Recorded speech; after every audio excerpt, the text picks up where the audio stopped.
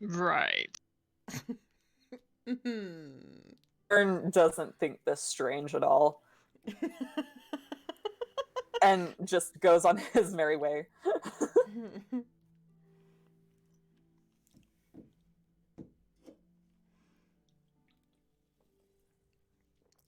I just continued to stand in the street, whispering to my book, waiting for further instructions from Vitri as I literally listened to nothing Vern had to say. Right on. And as usual, Vitri has to escort his distracted companion everywhere. Yep. So as you guys make your way kind of down the path as Vern instructed, you see town kind of as I can put the detail map back up, kind of a clearing in the middle of town, and sort of in this like northwest corner is a large shop, and what sort of at first is sort of appears kind of what you would think to be an inn, but as you get a little closer you realize it's not really an establishment where someone would probably really want to sleep, but there are a lot of very small tables, and inside there's a large bar, and there is inviting sounds of people sort of milling about and muttering, and very warm atmosphere. There's a big fire in the back, and lots of people chit-chattering, and very warm inviting smells coming from within, and a very large boisterous hugely fat woman behind the bar.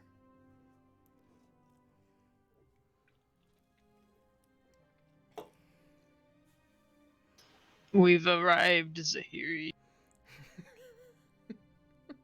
Oh, spectacular! Do you reckon they have honey mead? You do know it's my favorite. How would I know? Well, you guide me places. You should just know things. Well, I don't, so why don't you just go ask? Fine, fine. I tuck away my book before walking into the establishment. Noticing the large bar, I approach the barmaid and greet her fondly, saying, "Why, hello there. Hello? Perchance do you sell honey mead at this establishment?" Well, I guess you could call it mead. I don't know there's much honey in it, but sure. I'm sure that's fine. She picks up a large tankard of what could really only be described as swill. It's not going to taste very good. It'll get you really drunk, but it's been processed likely with the cheapest ingredients that you could potentially use. But it's it's what the town is used to. So she puts it up on the counter and says, "That's a B2 copper, me love." Yes, wonderful. I slide 2 copper from a concealed pouch across the tape, or the bar, I suppose. So on our way into town, we bumped into this peculiar fellow. I heard a rumor about soup. Ah, yes, it's me soup. It's the best soup you've ever had. I think I just started a new pot. I have to go in the back and look though, because, we had a young man here earlier. He drank nearly all of it. It's very good soup, but I have to go look and see if it's finished. But yes, I make lots and lots of soup. The town loves me soup. Well, How do you drink soup? Well, you put it in a bowl, me love. With I think we'll have a bowl each. with a spoon, or you can just slurp it up. I don't care. I mean, some people like to dip the bread in it and then just eat it that way. I I don't care how you eat it. You just put it in your mouth. I mean, really, that's how you eat it.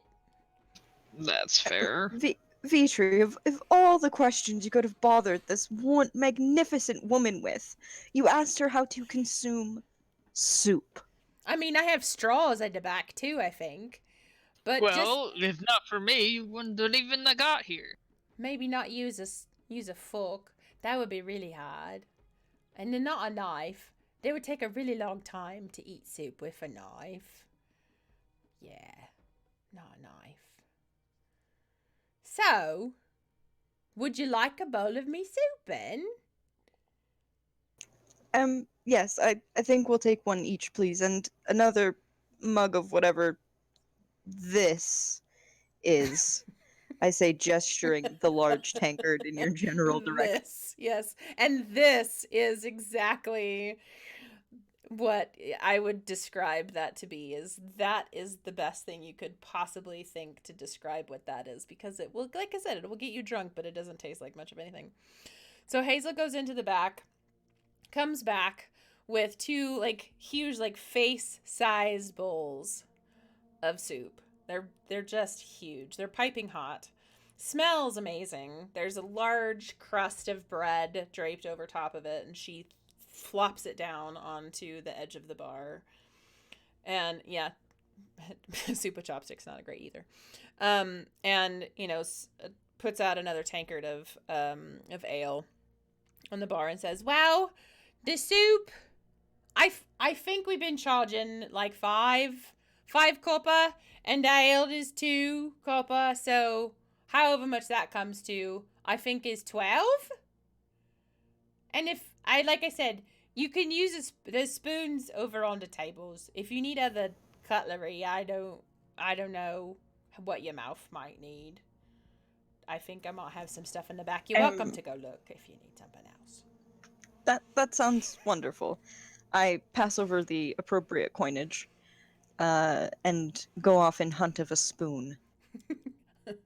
So all around you, you see these kind of small tables, and like larger kind of square rectangular tables where people are sort of sitting and sort of milling about and just like sort of talking.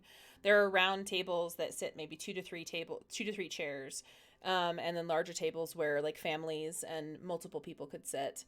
And there are not necessarily place settings set down at each place on those tables, but there's just sort of like a smattering of knives and forks and spoons just sort of laid out. As you would imagine, they look clean, what you would imagine to be, but you might want to use a cloth to just take the surface dirt off if you're so inclined. So I move to an empty table, if there is one. Mm-hmm. Yeah, there's probably several empty tables. It depends on if you want to do like a rectangular table that's larger or a smaller circular table. I move to one of the small round tables that is empty. Kind of tucked away from the majority of people. Upon the table, I put my tankard and my bowl of soup, my freshly wiped spoon, and my book. I begin flipping through my book, ignoring the rest of the world, while also slurping soup.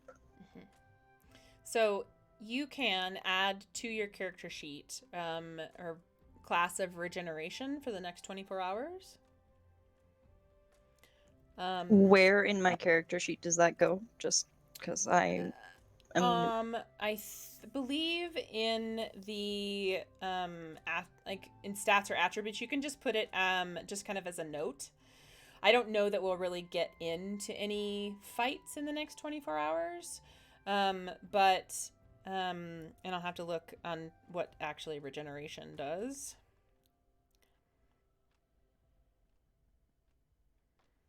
I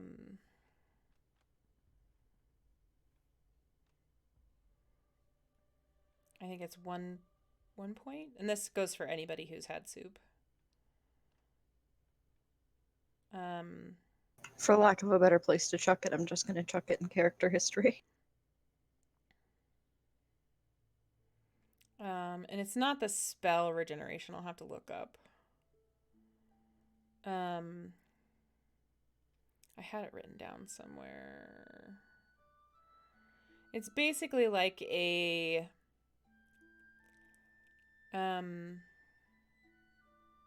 okay, here it is. I had it in my notes.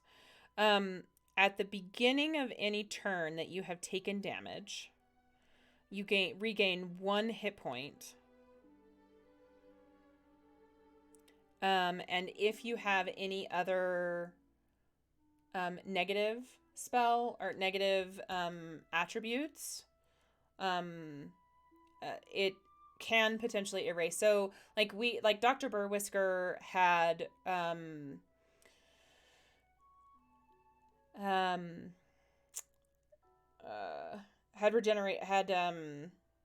been raised from the dead, and it lessened his like sickness, his death sickness. I forget what it's called. My brain is not working right now. I don't have any of my D&D books, and it's super ill prepared for tonight's stream.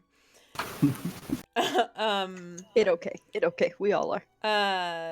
So basically, like if it should come to it, we can resurrection sickness. Thank you, Casey. It lessened the length of resurrection sickness. So it's like a decent cure-all. It really is. It's like balm for the soul. It's really kind of one of those things. Like it really is that old, like African proverb, like soup literally raised the dead. In that if you drank enough of hazel soup, it probably would really sort of like cure pretty much anything. Hazel soup for the adventurer's soul. Yeah. So if we should get into any sort of fight at the beginning of your turn, you could regain 1 hit point, and that's essentially what the soup would do for you. So it's like a teeny tiny healing spell. Trademarked. Yes. Trademarked for sure. I guess V3 will get his flagon or mug or whatever and his soup and take a kind of protective position somewhere to protect Zahid. Okay. So as you guys are kind of watching what's happening in the tavern, you sort of get this sense that there has been some strange things that have happened recently. People that are in the tavern have this kind of sense of there's a lot of chatting happening. I think if you want to, like in chat, let me just test this really quick. If you have on your spell, on your character sheet, you could roll for perception. So if you did a roll d20 plus so if you have a plus to your perception, so you could do a roll d20 plus x for your roll. That would give you a roll for perception. So if you wanted to listen to kind of what's happening, like, or if you wanted to listen to specific conversation, but I mean, really, I just like in here, if you are like taking a protective stance and you are sort of like listening in on conversations, you don't really have to roll because it's going to be kind of obvious. Really, really dumb question. Mm-hmm. On my character sheet, which number is my perception? So on the left-hand side of your character sheet, let me just open it really quickly. I'm very sorry for this. I'm just actually a super duper big noob. You are 100% fine. So I'm going to actually pull up your character sheet on stream right now, and we'll go over your like character sheets in general, because I think this is really good review in general, for just kind of like in general. So I'm just going to pull this up real quick. It has been a hot minute, you guys, and I'm 100% okay with us doing this for this reason. It's never a bad thing for us to just sort of talk about character sheets, for us to talk about how to like handle our character sheets together, and like how we just sort of like manage our character sheets, and how helpful character sheets are, so that when I'm saying, like, notate something on your character sheet, or because I think now that we're going to be going through the sort of theater of the mind kind of situation, it's going to be even more important for you guys to kind of manage your character sheets and help me to manage your character sheets. So on your left hand side, we have your stats: your strength, your dexterity, your constitution, your intelligence, your charisma. All of those things are going to affect how good you are at the things that are right next to it, which are your skills. So your acrobatics, your animal handling, this whole list here. So when I say something to you as a character based on a role that I might ask you to make, is going to be based on the type of skill you might be potentially choosing to use. So if, like, right now, you and Vitri are standing or sitting kind of in the tavern, sort of like eating. You're completely absorbed in your book, eating and like doing the things that you do. So you're not really paying attention. But Vitri is sort of standing there going, I'm like very aware of what's happening around me. So I'm going to like purposefully listen for what's happening around me. And I want to perceive those things that are happening around me. And we can see on this character sheet, as per skills, that perception is ruled by wisdom. And if one is trained in perception, these little toggle marks next to it would be highlighted or clicked. So you are, as a cleric and a fighter, trained in animal handling, insight, medicine, persuasion. So those you get a +2 in your skills. So your charisma, your wisdom are ruling these skills, but you get an extra plus to those skills because you're trained in them. Does that make sense? Yes. Okay. I guess. So if I ask you to roll me a perception check, you are going to roll a d20 +3. Because your perception is a +3. If ever I say, I really think, like insight is another really great skill. So, and this is like your insight into another person's behavior is another thing that's probably going to happen a lot. Your proficiency bonus, exactly, is a stat modifier.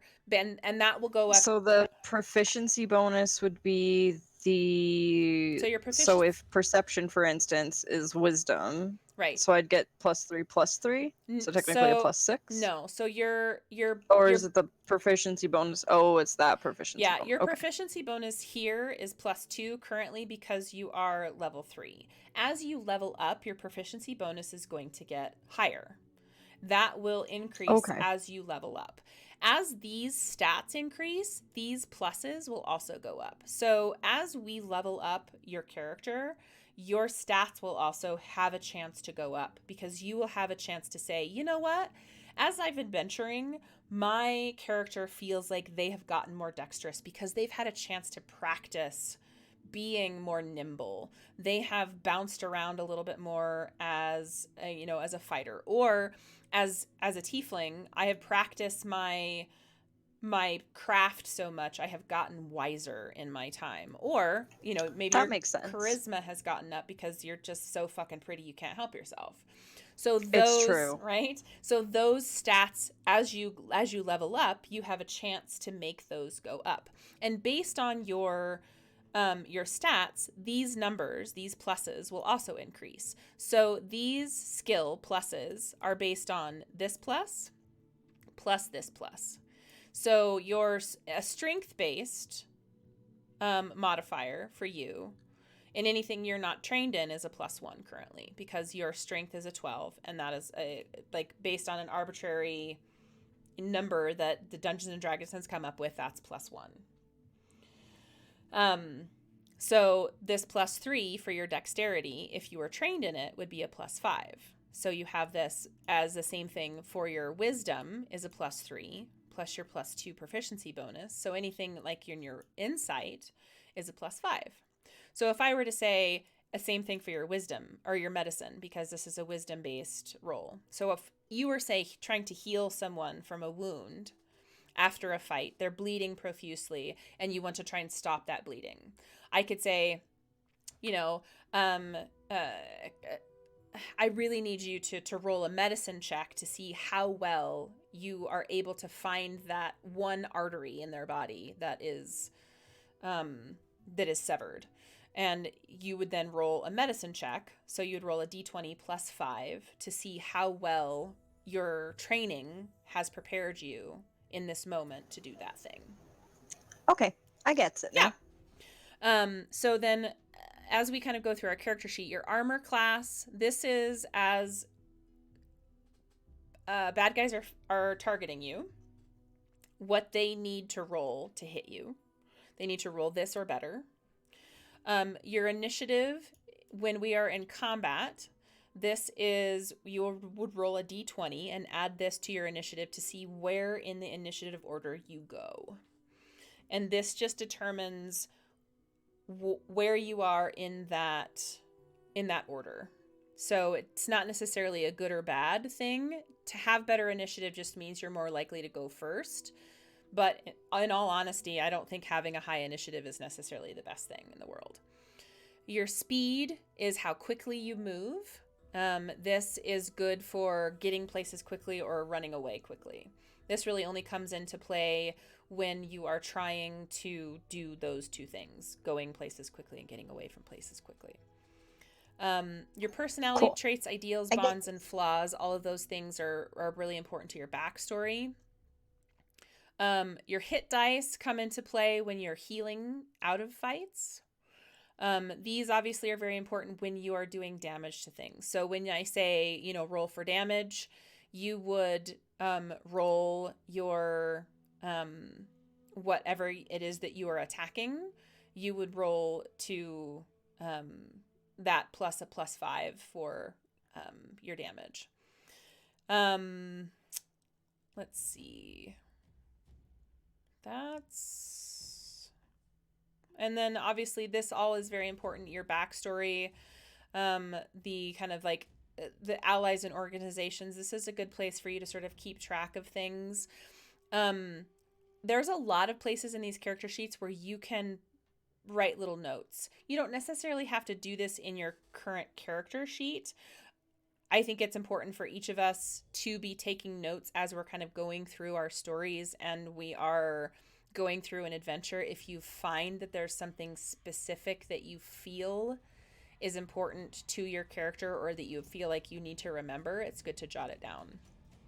So as a cleric, as you're casting spells, oftentimes you will have a spell that I need to save against. So your spells specifically will have a spell save DC, and I will have to save against that. So my character will have to have a specific thing that they have to save against. Your spell attack bonus, you would be rolling a d20 plus that number, plus that 5. And that would be then what I would have to roll to beat to avoid that attack. And yeah. So those are the basics of your character sheet and a lot of the things you will probably hear me say over and over and over again. I think I've got it now. Yeah. Cool. So. I am back. Hello back. Thanks, we just finished the absolute noob run through of the character sheet. It's always good review. So. I appreciated it. Right. And again, it's been a hot minute since we played D&D, so I think it's good review for everybody. We can all kind of be on the same page together. So you are sitting, Tahiri, you're sitting and eating your soup. And Vitri, you have sort of taken a protective stance over her and are sort of listening to what's going on in the tavern. Yes, sitting, reading my book, mumbling to my book, consuming soup and ale, or whatever is in that whatever damn you tank. would consider to be maybe ale. I mean, it'll get you drunk, but it would also clean a tire and, stains off of clothing. Clean your drain out after you get a lot of hair in it.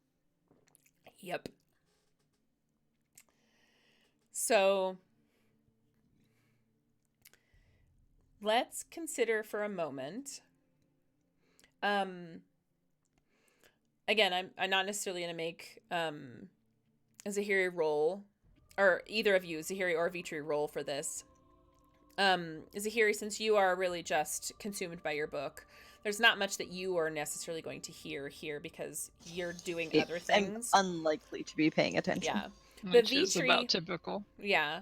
But Vitri, what you're hearing from whispers from people in the tavern are talking about you're hearing people talk about Marcus. You're people talking about Jackson. You're hearing people talking about the death of Killy. You're hearing people talking about Lillian. And you're hearing people talking about, well, at least she's finally not going to be coming around haunting us. And at least nobody's going to keep dying every time Marcus falls in love with somebody again. And you keep hearing these kind of like whispers, and at least we won't have to keep putting on these stupid weddings anymore. And people seem relieved, and there seems to be kind of like a jovial spirit. But there also seems to be, there's a few people in the tavern that seem to be fairly sad. And there's, one particular person off in a corner who seems to be fall down drunk, sobbing into an ale. In one corner, who is being comforted by somebody else saying, like, I know she's gone, but how could we possibly expected ghosts to come and attack this tavern, Hazel's tavern? So, I mean, the overall, like, feeling inside the tavern is, the people seem relieved, and they seem mostly, I wouldn't say happy, but the conversations seem to be fairly, jovial and light-spirited. But that's the basic conversations, what you're hearing. Okay, cool. I'm mostly interested in whether anybody takes interest in her, since she's so, especially with such a descriptive book. My Sure. ears perk up at the mention of ghosts. Because, Sure. of course they do. I've heard something interesting. Upon hearing the mention of ghosts, I mentioned to Vitri to sit beside me. Vitri. Vitri. Vitri! Yeah, yes! Sit. We must discuss things. Alright. Someone mentioned a ghost. And the book also, there's, the book said there was things happening here, Vitri. The Perhaps book we is should... always saying things. Yeah, yes, Vitri, I know, the book is always saying things, but this time, I swear, I heard somebody mention a ghost. Yes, and? You should go investigate with that lovely barkeep, and perhaps bring me another bowl of soup. Upon finishing my sentence, I am now fully engrossed in my book once again. I guess I will approach Hazel and ask about the ghost and another bowl of soup. Oh, hello, love. Sure, I'll get you another bowl of soup. And, the ghost is just Lillian. She's been haunting us for, what, now? 40, 50 years? But we had some friends come through town. I'll say, just yesterday. Unfortunately, we had a few loves just outside the tavern that perished. Okay, so, unfortunately, Marcus and Jackson, who's our mayor, got into a heated argument here just in my tavern, which I swear to you doesn't happen very often. Okay, it happens pretty often. People do like to have a good scuffle in my tavern. But I will say, it doesn't happen often enough that people actually die. Mostly. I'd also like to move to the bar silently, just gather my things and sit sort of nearby. Okay. she is such a gossip. So, people don't usually die in me tavern. Sometimes they pass out and they sleep on me rug in the back, which is fine. That's why there's 7 of them. But I think the biggest problem we had with what was having is that the people that attacked me tavern was already dead. There was some ghosts and really not very nice people. But the friends that came into me taverns the other day, they helped to get rid of them. And then they went on to some other places within the town. Hazel doesn't go much outside Hazel's tavern, so Hazel doesn't know much about those places. But me heard that the mausoleum, that's just, kind of northish of here, where the priests hang out and they intern the dead people and all of those sorts of things, where, the dead go to live when after they're done being dead. But then, up on the top of the hill, Lillian's old place, the old haunted mansion that we all try and stay away from because nobody likes a haunted mansion, I'll tell you what. I think they went up there. This is what I heard anyway. This is what the people told me. Is that they went up there to the Lillian's old place and they figured out what would happen to Lillian. Something about her being super sad all the time. I mean, who wouldn't be sad? Have you seen Marcus? He's not the most best looking man. I wouldn't get into bed with Marcus. I don't know why Lillian got into bed with Marcus, that old rug. Anyway, Hazel figures that... Hazel figures that they figured out what was wrong with Lillian. And now, apparently, she's all done being super sad. So,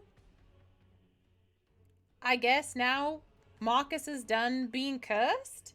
She's done being cursed. We don't have to worry about it anymore.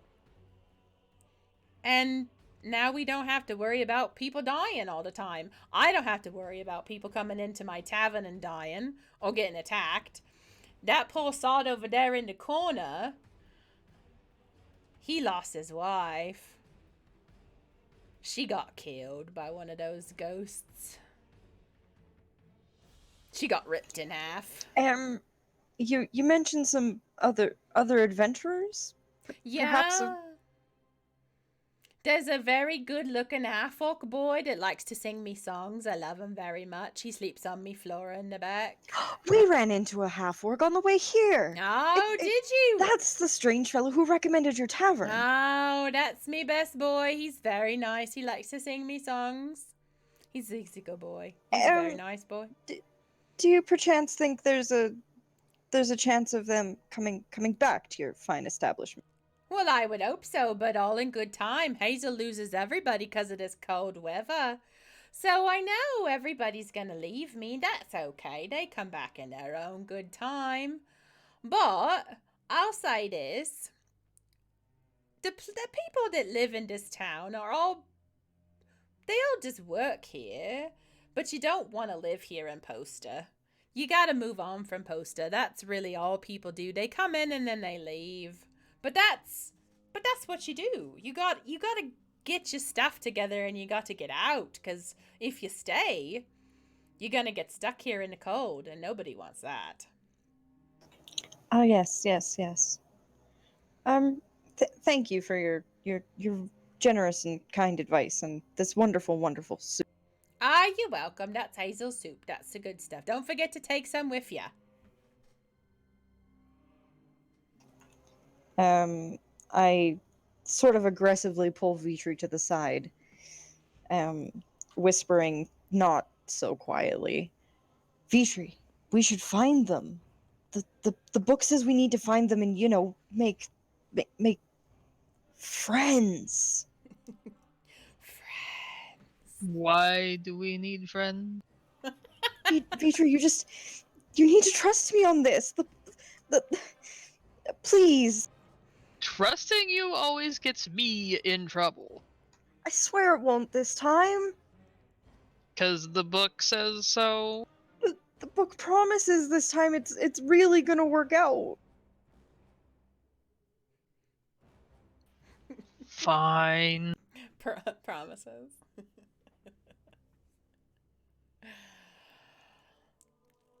So we can find this adventurers party. We can at least find the orc thing. Yes. Let us head back that direction and orc find that thing. The orc lovely thing. half-orc boy. The half-orc boy, yes.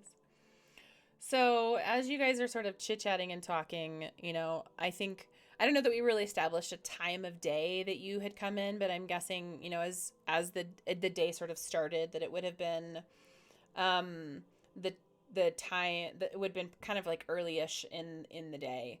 But I think, Raffle and Sapphire, you guys had kind of like moved on to the merchant's quarter to get your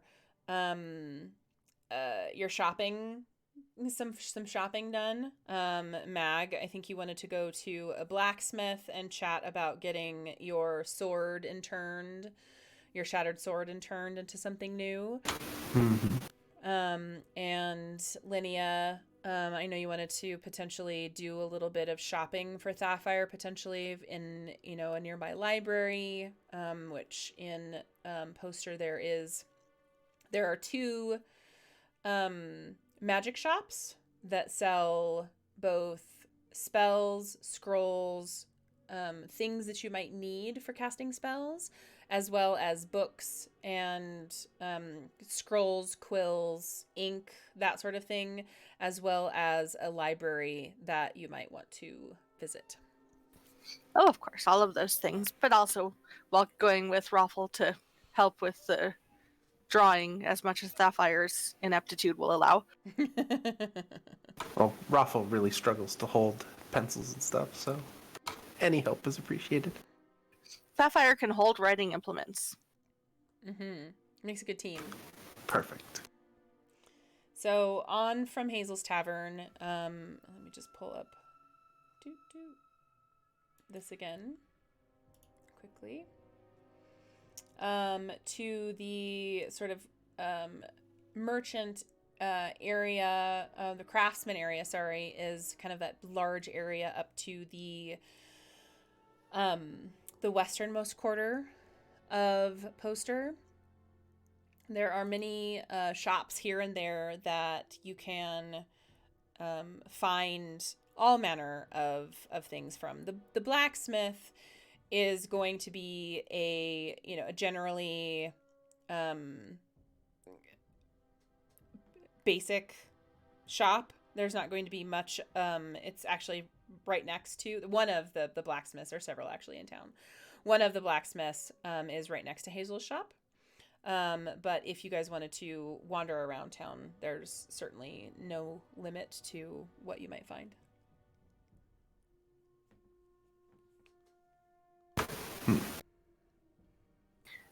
Do we want to look at the different blacksmith shops and see which one you think has the best chance of reforging your sword? Well, I think it should be pretty straightforward. It's just some metal.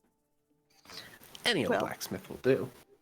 We could get that started, and then we could wander around and do some shopping while the blacksmith does. Okay. During the walk here, Raffle had been describing to Sapphire that Raffle will be transforming the shattered pieces of their weapon into the ancestral blade, or chain blade, of the female warriors of his homeland. And Sapphire nods and tries her best to take in all this information. Excellent. All right, let's show some blacksmith what we've got. So Sapphire sits down with a piece of paper and a pen and does her best reasonably sort of sketchy sketch and shows it. It's perfect. I'm glad you like it. Ruffle hip hops off into the nearest blacksmith shop, completely ignoring Sapphire, as they now have a thing to do. Awesome. So, upon entering, did you want to go to the first of the blacksmith shop that's next to or nearest the Hazel's shop? Yeah, sure. Okay. So in next to Hazel's shop is a burly dwarf with the grandiest, grossest, soot-covered beard that you've probably ever seen. Their face is just completely covered with blackened tar, and from the back of the shop you hear the voices of many other younger, what you could imagine to be dwarves, but you can't see them. All you hear is just the hammering of many tinkering, hammers on metal. And this large burly dwarf sort of stands hunkered over an anvil, and sort of stirs just a giant flaming fire pit in the middle of their shop. And he looks up at you, just kind of cross-eyed, and then looks back in the fire. He doesn't say anything. Hello? Blacksmith? Hello? Ruffle needs a weapon. Ruffle has coin. And he just sort of points around at all of the weapons that are up on the wall. Yes, those are nice. Ruffle needs a special weapon. And he points to the other side of the wall, where there are, I would say, kind of like more martial weapons, where there are maybe some gems inlaid into the hilts that look like they've been potentially enhanced with some magical abilities. What? No, Ruffle needs a special weapon made out of these. And Ruffle dumps the shards of his father's sword on the nearest clearish table. And the dwarf sort of steps back, and he looks at you. You bringing this mess in here? What's the matter with you? Mess? What do you mean, mess? This has been my father's sword, passed down for generations and generations. This is the most powerful sword from my homeland. That's garbage. That's the worst iron garbage I've ever seen in my life. What is that made out of? Ruffle swipes all the shards off the table back into their bag, probably knocking some stuff off the table, and storms out the door. You're garbage! and goes down to the next blacksmith. You're garbage. Sapphire hasn't gone anywhere and sees Ruffle come stomping out and just kind of follows to see what's going on with. Dwarves are not nice people. No. Difference of opinion. Perhaps. We'll try the next blacksmith. Okay, next blacksmith. Let's go. Okay. So as you guys kind of wander around town, you notice a shop that's almost looks to be made of glass. Outside you see a forge that's kind of laid into an intricate marble table And outside you see, you know, like what you would imagine to be kind of like advertised as a blacksmith shop, but it looks a little different than what you would imagine your average run-of-the-mill kind of like forge to look like, in that it's yeah, the facade, the front of the shop looks to be completely crafted out of glass, blown to like almost in like kind of stained glass, and that it's been welded together in places, in like 2 to 3 inch welds, and it's just, I mean, it's beautiful, but it looks like someone has really taken a lot of time to practice welding these together, and it's taken a lot of time. But at the same time, you can tell that the glass and the metal are here with a purpose, and that's to kind of like form this very beautiful sort of dome shaped opening, and then there's a large door that you could potentially open and go in if you wanted to. Ooh, pretty. Pretty, shiny. Raffle's lovely very too. excited and does his best birdie hops over to the door, trying to peer into the glass. It does look like a nice shop, doesn't it? Do you think they could fix your weapon? I hope so. Hopefully they're a little more friendly here. Yeah. Do you want to come in with me? I'm a little scared. Of course I will. I will come in with you. Yay!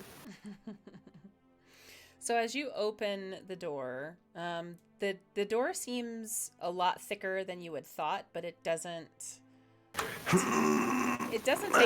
take a lot to open. Ruffle is very small. It's a lot lighter than you had thought it would be. So as the door kind of opens outwardly, you sort of step inside, and you see inside a genocide. It's sort of like a let's see if I can pull up a photo, as I think you're an interesting cast of creature. Which genocide? They are a fire genocide. Hmm. Which is interesting for this part of town, considering it is a very cold area. But inside, you notice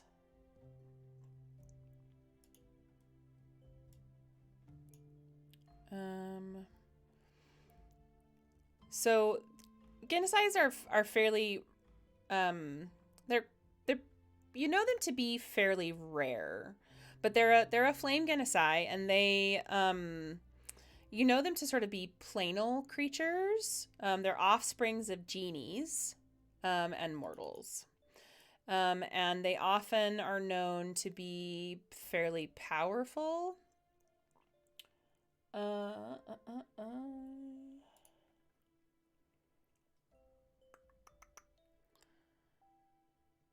And this, let me see if I can find a picture that I wanted to show you of what you see when you walk in.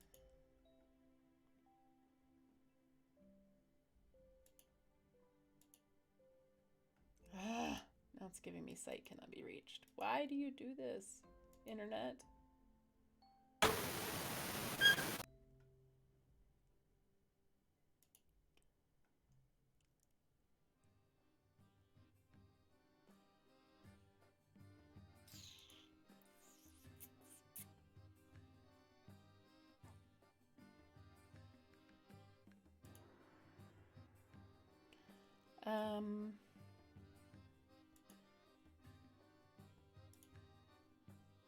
Okay.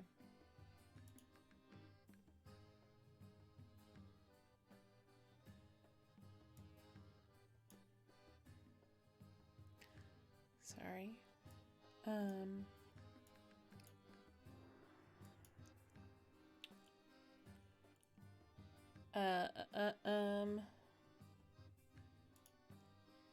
That is essentially the flame Genocide. You can see on stream there in the. What an awesome juxtaposition of that little girl. Right. It's my gifts. The memes and gifs that we share in Discord. So, yes, a very interesting looking individual stands before you, sort of cloaked in what you would think to be an unusual amount of fire. But it's unusually warm inside this room. Ooh, Ruffle feels very comfortable. Yes. And in the back along the wall are displayed beautiful weapons, armor, and all sorts of like darts and things that you would otherwise use for like buckshot for any number of other weapons. Tinkering materials, clocks, and other things are along another far wall, and you see another Genocide seated in a table that appears to be of a different type, that is of kind of a blue nature, a blue and kind of blue and brown, seated at a table next to the fire Genocide. And these two sort of address you with indifference as you come through the door. And the one sitting at the table looks up to the one that's standing and says, "Well, aren't you going to say something?" And the other one, the flame Genocide, looks at you and says, "Well, I guess I would say welcome." And that's what you get. Whoa. You're hot. Well, that's what they tell me anyway.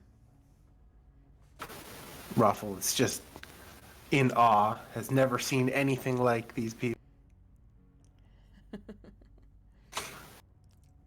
And is actually quite enjoying the warmth of this really, really pretty place. He's never seen anything quite so fancy. If you would be so kind as to shut the door, I would be ever so grateful. Oh, Ruffle, sorry. Okay. Ruffle shuts the door. Ruffle Ruffle needs a weapon. Ruffle needs help. Well, we have many weapons. Oh, not this again. Okay. Ruffle's sword is broken, and Ruffle needs it fixed. But not fixed. Changed.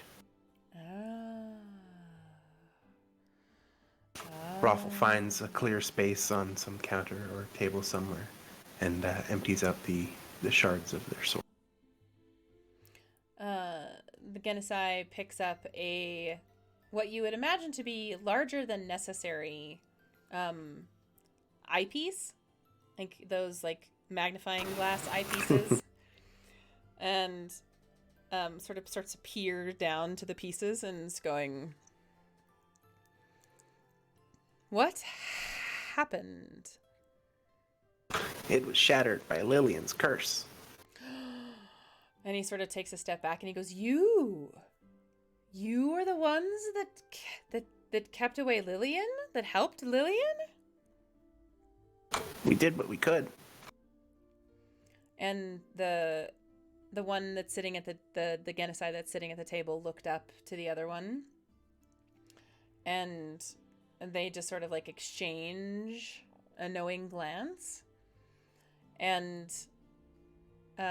looks down at the rest of this and says, I don't know. I don't know that I can really do much with what's left of your sword. I could maybe add some to what's left of your sword. What do you want? Sapphire, show them the pictures. So Sapphire holds up the sketches. This is the best I could do, drawing. And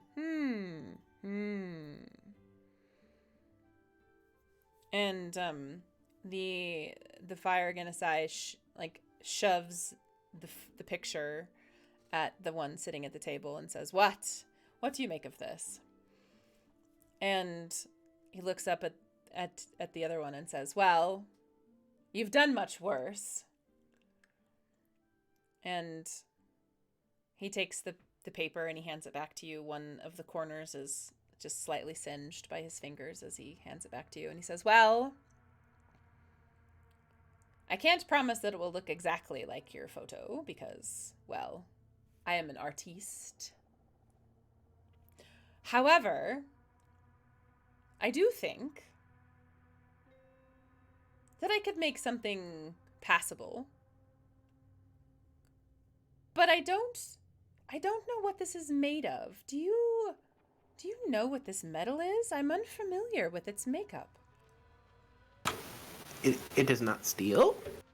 It doesn't appear to be, no.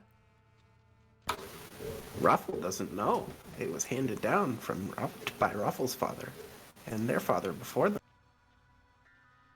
And the Genocide takes a bit of it in his hand and he holds it. And you see the flame sort of burn underneath the metal. And it starts to burn blue and then green and then almost turn to black. And the metal itself doesn't really seem to melt so much as vibrate. And the Genocide just kind of like tilts his head a little bit. And he looks up at you. And he looks over at his friend. And he looks down at the metal. And says, "Son, I don't believe that this metal can be forged here on this plane of existence." What? But it's metal. You're a blacksmith.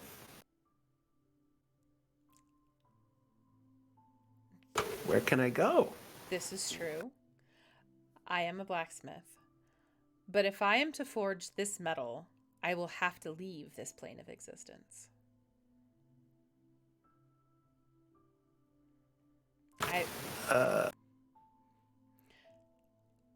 My father, who I believe might know a little bit more about where this comes from, may be able to help me. But I cannot forge this here in my shop. This is not something that I have the power. I cannot melt this here in my shop. It is not within my power to do. I can make you a weapon like your photo, but I cannot do it with the metal that you've given me.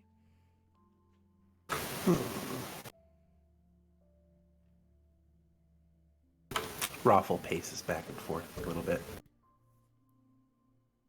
Okay, this is acceptable. Where can Raffle go to get this weapon reforged, though?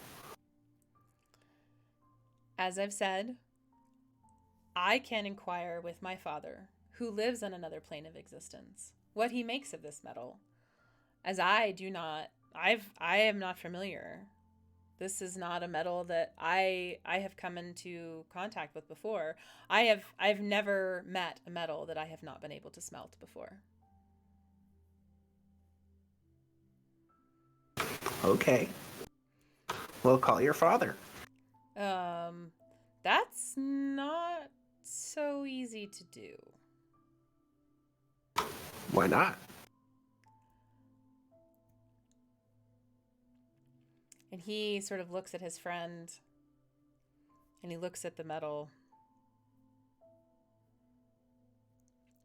and he looks at a very tall set of ornate, sort of hieroglyphic pieces of glass that are kind of like set amongst the wall into what looks to be almost like a wind chime on one wall, and says to you,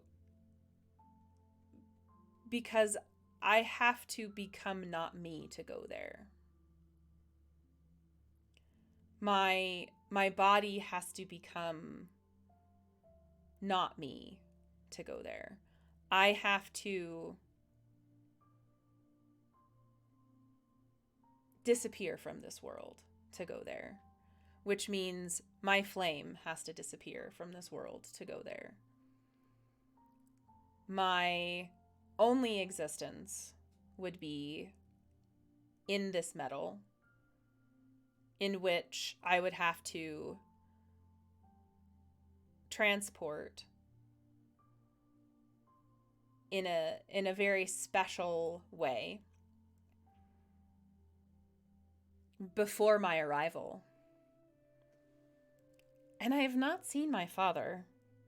And he looks to his friend and says, what, 7,000 years? And he goes, probably 8. Whoa. 8,000 years. And he's just so cranky. And if I go now, he's just going to wonder what I've been doing all this time. Which means I should really probably take some things with me.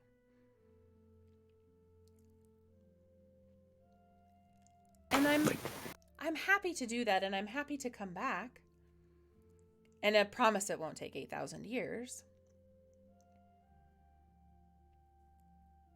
But I won't be meeting you here in Poster.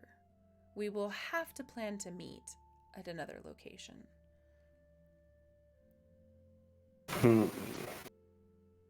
Okay, that settles it then. Raffle will have to go north. And the Genesai kind of ruffles a little and says, I can't go north. It's much too cold. There's many tropical areas of Uzuthan that are far, far more interesting than the icy and, well, in all honesty,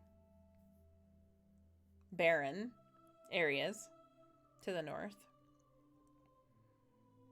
Our kind, in our flames of fire, when we return to this plane, must be greeted by tropical weather. If we are to reconvene our meeting at a later date, it will have to be somewhere within the greater southern depths of the continent. I don't care where. I have a few friends. I could send word for you. Certainly, I'm sure we can find a mutual place of interest for the two of us. So you need it warm? Raffle's home is very warm. But Raffle's home is in the north. Nothing in the north is warm. Raffle's home is warm. Raffle's home is so warm. Your shop reminds me of Raffle's home. Just mix first and third person. Look, role-playing is hard. That's totally fine. Raffle is just struggling with English, completely in character. Definitely. Right? Languages are hard. Languages are hard.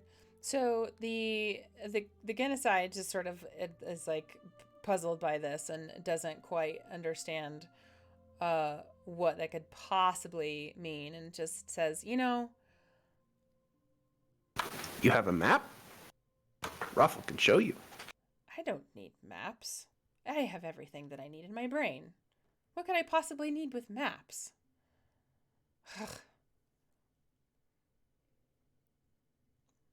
Wow.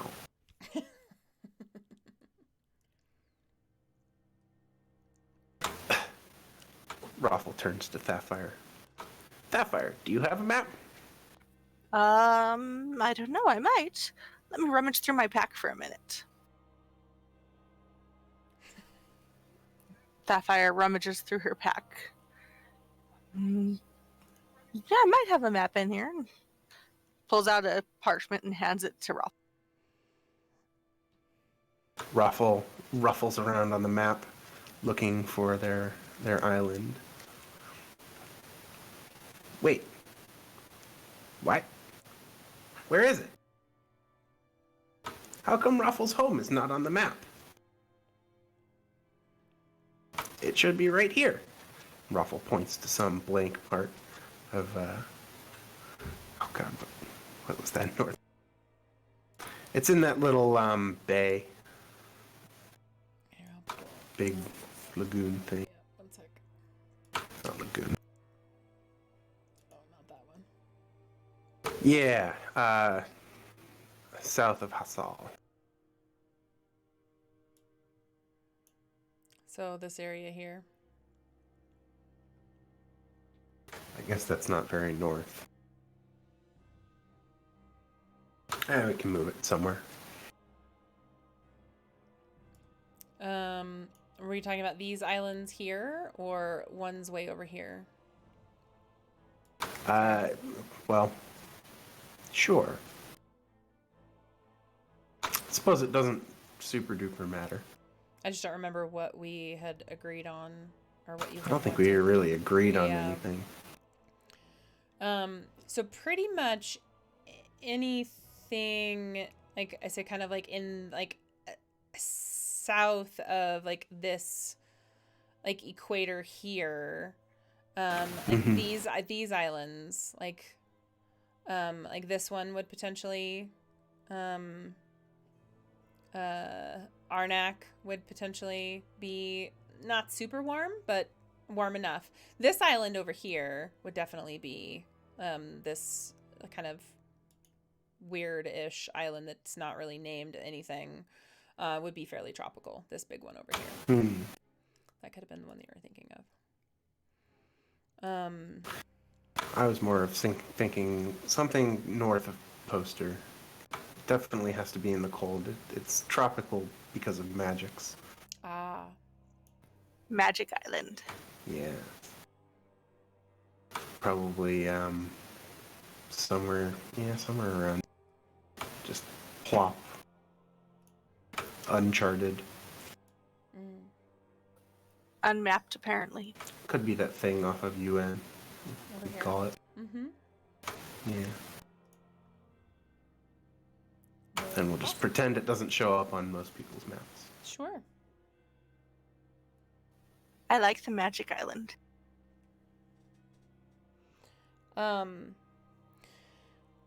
So he says, I don't know of your magic island, but my need to re-enter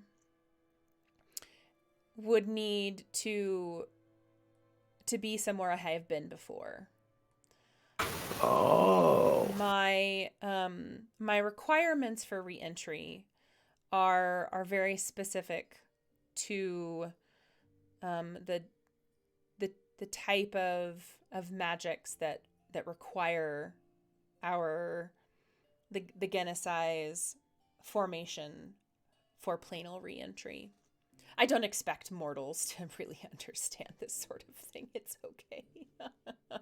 And he looks at his friend and they just start laughing and mortals. And they laugh for probably maybe 2 minutes, and they're just like chuckling, and they're just kind of like wandering around the shop, and he starts to he's packing, he's committed to going on this trip. He's starting to pack up some things, and he's realizes that he's going home. He's gonna go like see his father as well, and like you know, so he's packing up some things and he's going, so where are you going after you leave Poster? Raffle doesn't know.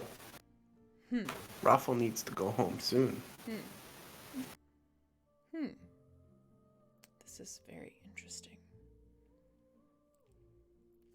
And he finds amongst his things, as he's sort of rummaging around amongst a table in the back, a very interesting looking sort of, it almost looks like a pool ball, but it's a little smaller than that. It's fairly opaque, but you can see the glass in it has been structured in such a way that there are a lot of bubbles within the glass. And each of the bubbles in the glass seem almost to be illuminated individually with their own light. And as you sort of look into this this ball, you kind of turn it one way and the other, and those lights, if you listen close enough, almost kind of make a little bit of a noise as you're turning the cube, or not the cube, the sphere. And he holds it out in his hand to you and says, when I return to the plane of existence that we are currently in, you will see this ball shine, and you will know that I am back, and I am ready for you, and I will know how to forge your weapon. Ooh. I don't suppose that it will take me much longer than, say, I don't know, maybe a week's time or so for you mortals. In plainer time, that's more like, he looks at his friend and he says, probably a year? Probably a year. But I feel like time goes much, much faster here. And he says, and that's why we left. And they just sort of laugh again. I feel like this will be a very fun adventure for us. And his friend goes, for us? I'm not going with you. I'm staying here. I hate that plane. Your father's a jerk. Ugh. He hands you the sphere, transfers it into your feathered hand, and says, do not break this. Do not eat it.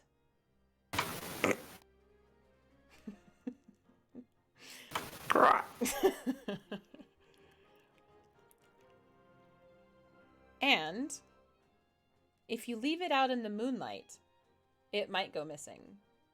So that's not advised either. Casey, but what if? What if you eat it? My advice, keep it in a cold, dark place that is not your stomach. Remember that time you ate that one? That was really bad. He looks at his friend and he goes, don't remind me. I had the worst indigestion. I would really prefer... Exactly, Linnea. I would prefer for this to be a one-way communication. So I assume that you don't know how to use these.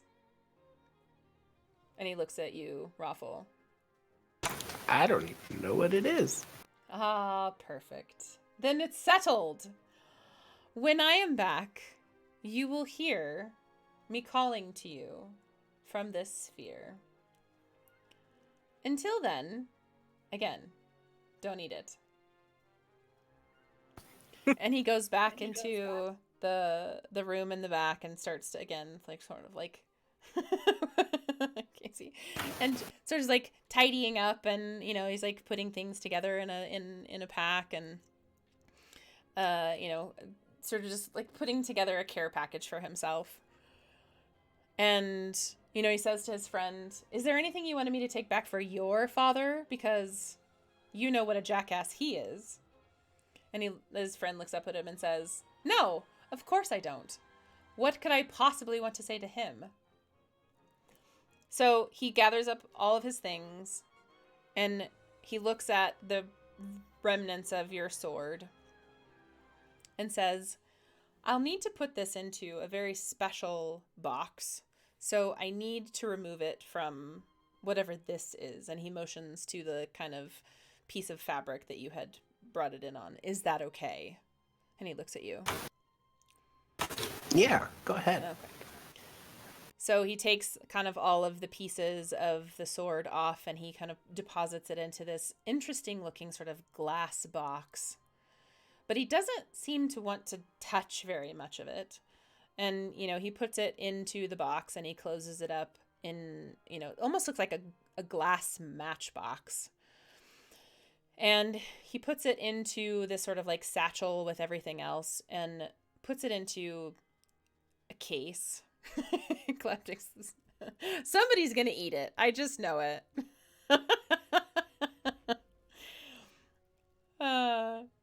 Into this case, and he locks it. Smash it, then eat it. Yeah, sprinkle it on your food. That'd be good. Locks up this case and turns it with a key, and it instantly vanishes. The whole case and everything. It just poof. It's gone. Raffle is startled a little bit and almost drops the sphere. And he looks at you and says, "Don't drop it either. I mean, I didn't think I'd have to say that. I mean, I know the thing about eating it. That was something I had to say because people seem to want to eat spheres, but also don't drop it." Raffle clutches it a little tighter. "Okay. Now I go. Again, when I am back in this plane of existence, I will call to you." And he goes over to the very ornate looking sort of wind chime, where all of these gold and silver and glass sort of almost looking crazy Christmas ornaments are sort of hanging on this wall in this wind chime.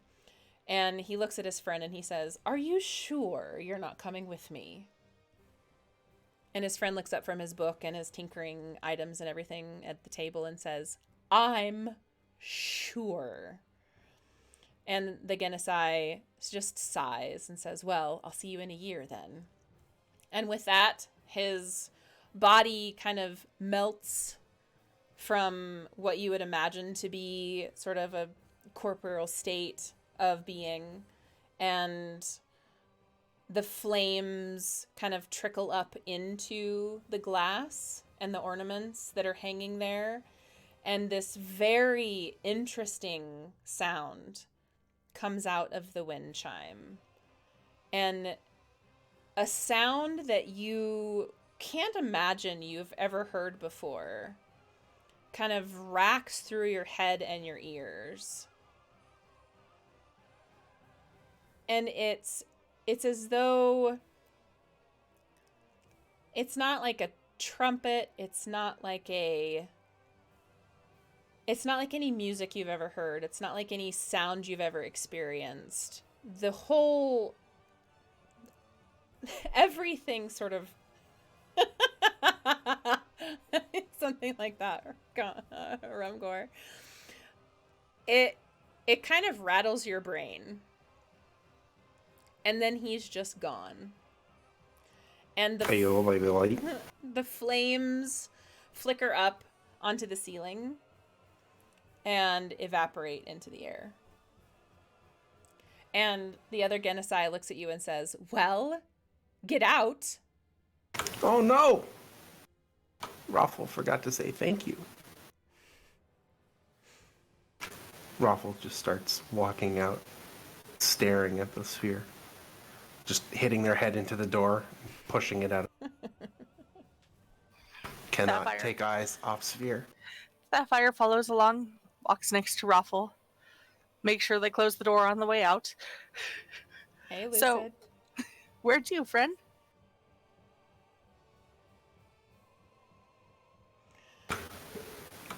Raffle doesn't even hear Sapphire. It's just staring at the sphere, heading back towards Hazel's tavern. So, Raffle, Hey, Raffle. as you're looking at the sphere, you sort of see a different. How can I say? You sort of sense a different. It's warmer. The sphere has, like, its temperature has changed.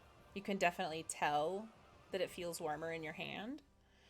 And as you sort of turn the sphere, the bubbles inside have this almost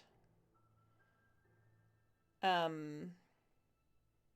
know how glitter kind of has that like luminescent skin to it that like goes from purple to pink? As you're sort of turning it before, like when you turned it around, you could sort of kind of see the colors in it, but they were just one color, the pearlescent, right? So as you're turning it now, it, like when you're turning it, it changes color as you're turning. The bubbles sort of change color. Ooh. So it's definitely it's morphed from color, from his transcendence into a different plane.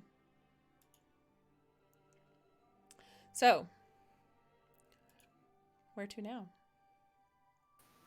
So Sapphire turns to Raffle and tries to get his attention without causing them to drop the globe, and obviously don't want to shatter it. Raffle, do you think you ought to put that away? What? Oh, that's a good idea. Raffle might break it. And And Raffle that puts it away. into their pouch. They did say to keep it in a dark, cool place, so It's not we your wouldn't stomach. want to. Don't eat it. Yes, yes, don't eat it. Don't eat that. Probably a good idea to keep it safe somewhere dark and cool so it, functions. Good, thank you. Raffle slips it into their pouch. As you slip it into your pouch, you sort of hear almost like a slight. You hear a not a hum, but how do I describe this? You know that noise that one of those wooden train whistles makes when you just like blow into it ever so slightly? Yeah, it kind of makes this like very faint, like Enya-esque, like blowing like river through the weeds sort of like sound as you put it into your pack. It's very like creepy, but cool. Yeah.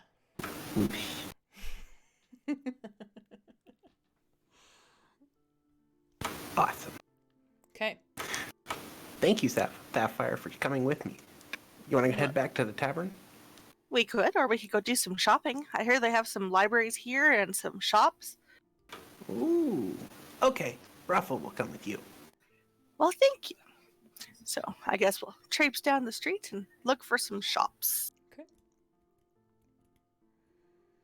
And let's see, we can pull up the poster map detail. So as you guys are sort of leaving the area, in the craftsman's area, going towards more of the merchant area, you'd be going back through kind of that center of town, in the merchant areas where the library and the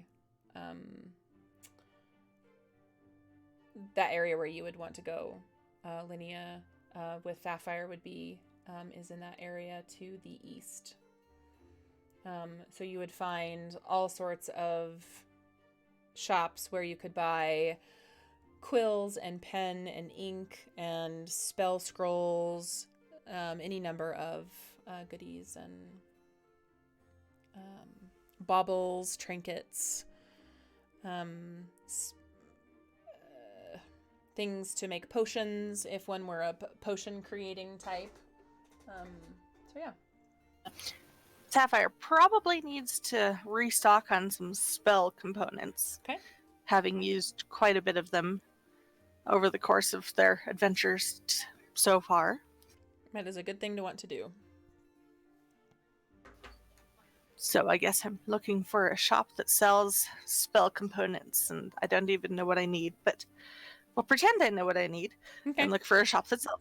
Sure. I mean, for the most part, I think anytime we're in town, just for your guys' knowledge in general, kind of going forward, anytime we're in town, you can pretty much just say to me, I need to buy X, Y, and Z, and then mark that down on your sheet as having spent that money. And your, if you need to buy spell components, if you need to buy things to transcribe spells, that's another thing that you want to keep track of, I think, specifically for you, Linnea, as you are putting spells into your spell book. When you are learning spells, you would need to have the money to be able to take a spell either from a scroll or another person's spell book and transcribe it into your own as you're learning a new spell. The exception to this, obviously, is if you level up and you learn a new spell. You don't really need to do that. But if you have a component for a spell, specifically it calls out that you need to use it every single time, then you would need to have that spell component every single time you cast the spell. Makes sense. I know I have a component pouch, which I sort of presume came with some various reagents for things, and as I recall, things mostly called for small, simple items. It's usually like a piece of dirt, or sometimes something could call for there's several very innocuous things that could be needed. So yeah. I just figure at this point I probably need some more of the various fluffs and thingamajigs and strings and Sure. So yes, you can go into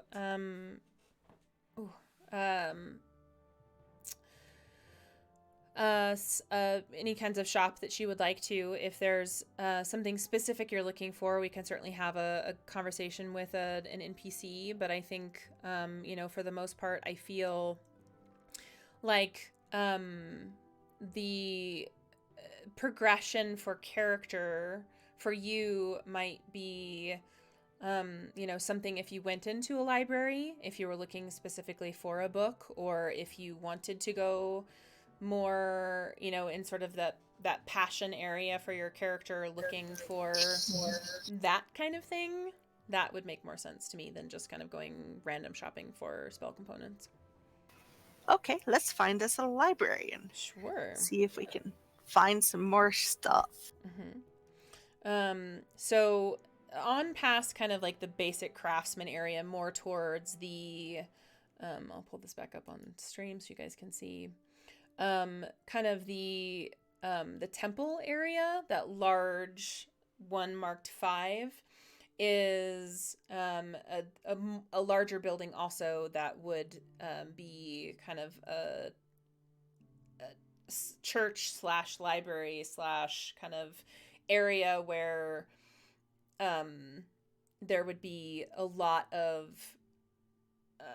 not just books that would be kept by several of the townsfolks, but maybe forgotten transcripts that would have been left behind by travelers. But potentially those sort of found by those that might live here that go out to nearby encampments, folks that may be traveling that make camp nearby and leave their things sort of just kind of sitting out in, there might be journals, personal journals, that aren't necessarily what one would consider to be really library reading material, but they're there. They're not going to be thrown away by any, librarian worth their salt, because that's interesting reading material, if you ask me. Of course it is. Everything is interesting reading material. This is very true. So yeah. So if you wanted to make your way inside. I shall. And I guess Raffle's going to come along with me. So I venture into the library and start looking at all of the various surroundings, trying to see if there's anything of particular interest that I'll note right away. So you come inside and you find a very short human, or what you would imagine to be a human, but they are at first glance you're not quite sure whether they're a human or a gnome or a halfling, or they're definitely not hairy enough to be a dwarf. But they're maybe not tall enough to be a human, but not quite short enough to be a halfling, and not definitely not short enough to be a gnome. You would know this because, well, you are one. But they're very small and very gray around the hair and very dark around the eyes. And looking up from the desk that they're sitting at when you kind of approach the inside of the building, they pull down their glasses, a little bit down their nose, and kind of peer at you, and look between Sapphire and Raffle and say, "I'm Teeny. This is a library, and I don't think you have a library card." No, I don't expect I do. I'm not from around here. Well, But I that's come from obvious. another library. That's obvious. I can see you not from around here. But I come from another library. I could show you my library card for that one. Oh, I do like to see other people's library cards. I have 700 library cards. That's a very impressive library collection. I know. It's mine. So Sapphire rummages Of course it's. and pulls out her library card from the library that she has been living in for the past while and shows it to Teeny. She kind of peers down her nose at your library card and goes, "Oh, I've not been to that library. That's very interesting. I think you'll like my library. I like to collect lots of different things, but I don't think many people like to read the things that I collect because not many people understand that it's not just entire written books that people like to read. I like to keep pretty much anything that has words on it, but I have to throw a lot of things away because I run out of room." That is hard. Yeah. I agree with you. I love everything that has words on it. So, off to the left are all the things that I've found that don't have owners anymore. They don't belong to me, but I don't know who they belong to. Sometimes we find them out in the town. Sometimes we find them on people who just aren't around anymore. And off to the other side of the library are things that have been gifted to the library or that might interest you as far as reading material. Nothing can really be taken out of the library without a library card, and I can get you a library card, but if you're not from around here, it doesn't sound like you're probably going to be staying for very long. No, we've been told that we should probably move on and find somewhere else to be before very long. That happens to pretty much everybody that comes through Poster. They don't stay for very long, which is very sad for Teeny. But I'm very happy I've gotten to meet you. Well, you'd be the only one. Nobody really likes Teeny. I like you, Teeny. Oh, well, thanks. You're swell. Is there anything particularly interesting in your collection that you think I ought to look? Well, there are some things off to the left of the things that we found. I don't know. Maybe some things that came through from folks from a long time ago? I don't know. Teeny finds lots of interesting things, but I think for the most part, the stuff that Teeny finds most interesting is the stuff that other people have written, but they didn't finish. Because in Teeny's head, Teeny likes to finish it. That is very fun. So Sapphire will wander over and look at the area to the left of the found things that Teeny indicated and rummage through to see what's interesting. So most of the stuff that the Teeny had indicated that had been found is really kind of like old newspaper clippings that, you know, she might have clipped out herself. Potential possible like journals that they would have found from folks that may have passed through town that lost them or misplaced them or maybe were stolen. And, you know, Teeny seems interested that you're interested in them and sort of like, you know, kind of spies out the corner of her eye and watches you as you kind of look through things. But, you know, one of the, you know, several of the things that you have, you know, come across don't necessarily, you know, bear a ton of interest to you, other than they are just generally, you know, kind of, you know, Paper with words on. right. They're mostly junk. It's mostly junk. Having looked through all that stuff, I'll meander over to the other side of the library and the more general interest reading material. Raffles never seen so many books. So in the general interest book section, you find a lot of, you know, books regarding, you know, more, you know, maybe some stuff pertaining specifically to the laws and regulations inside of Poster. Laws and regulations, county rules, how governments have been formed inside of Uzuthan. A lot of writings, specifically books published about the laws and regulations, governments. There's a lot of books here specifically written about, you know, citizen behavioral, you know, those sorts of things when it comes to, you know, government standard issue, things that you would find in a very boring administrative library. But there doesn't seem to be a lot here in the way of like nonfiction. It seems scrubbed of most things that you would find in a library where you'd want to actually go read something that might, you know, make your brain happy. Brain happy books. I do love those. Yes.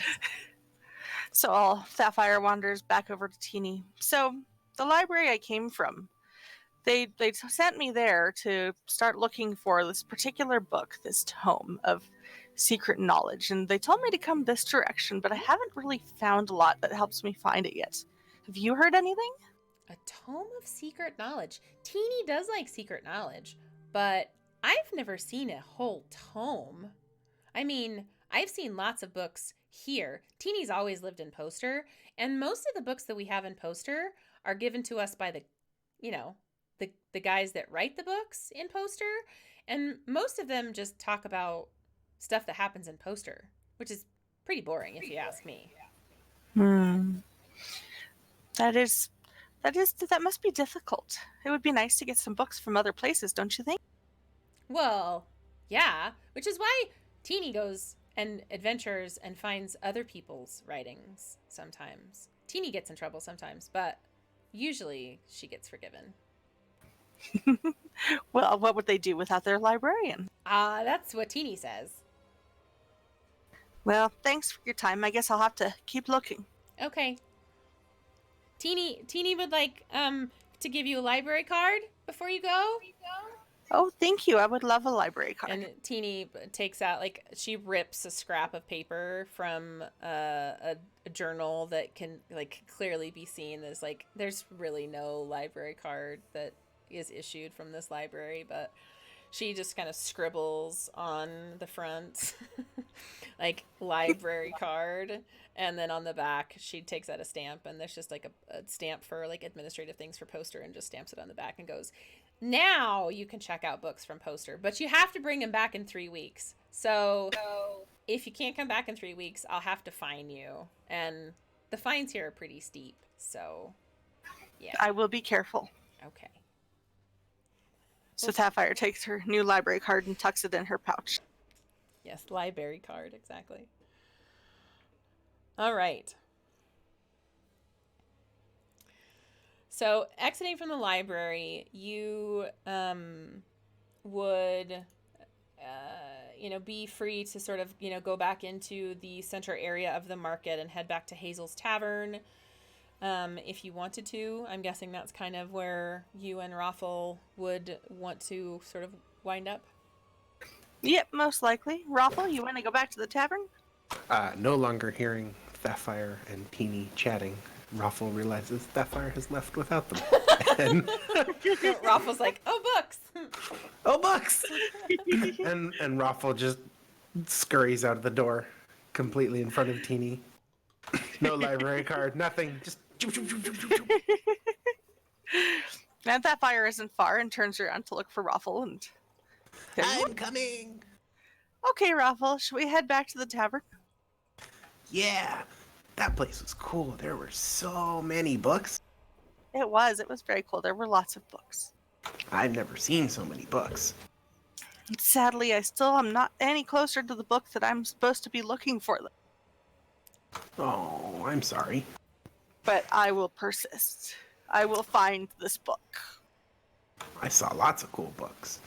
Books with pictures of people and swords and pictures of animals and pictures of towns. So I couldn't read any of the words. As you are both sort of like wandering out of the library, like chatting about this, Teeny comes rushing out with a journal in her hand and shoves it in your face, Sapphire. And she says, I knew that I remembered reading about this in this journal. And she points with this kind of like scratchy, itchy, like gross finger. And there, like on this page is scribbled about a tome. And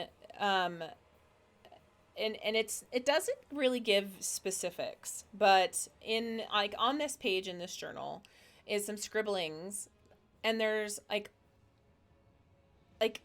glyphs, like there's a lot of I would say mad ramblings kind of scribbled in the sides of it. It's clearly a journal that has been written by somebody. It's not a book. It's somebody's personal journal.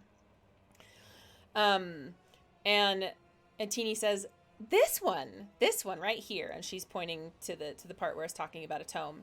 This one says that it's over in Louisville. And she shoves the book into your hand and she says, I stole this one last week. I haven't cataloged it in yet. So technically, you can't check it out. And she runs back into the library. Sapphire blinks and turns to Raffle and... I knew it. Raffle always knows a sneak. So you are left with this journal in your hands. And the mad ramblings of Teeny telling you that maybe something is happening in Louisville. Gently but persistently pushing you towards Louisville. Maybe. Well, Raffle, let's go back to the tavern and show the others what we've got. Okay. And get some soup. And some soup. Yes, have more soup. Mm-hmm. I really need some more soup. I'm very confused right now. So as you guys make your way into the center of town and, move towards the tavern, clearly the air of and the overall attitude of town has kind of improved in the last few hours since you guys have sort of lifted this curse. As you look upwards towards Lillian's mansion, or what you would imagine once was a mansion, you can sort of see the appearance of what was once her house is slowly undecaying, or what you could imagine to be sort of lessening its disheveled appearance. When you left it, it looked like it was going to fall apart. It was very quickly falling apart as you left. So to see it almost going the other direction has people kind of chattering about it. And you can see people's attitudes changing in town, and they're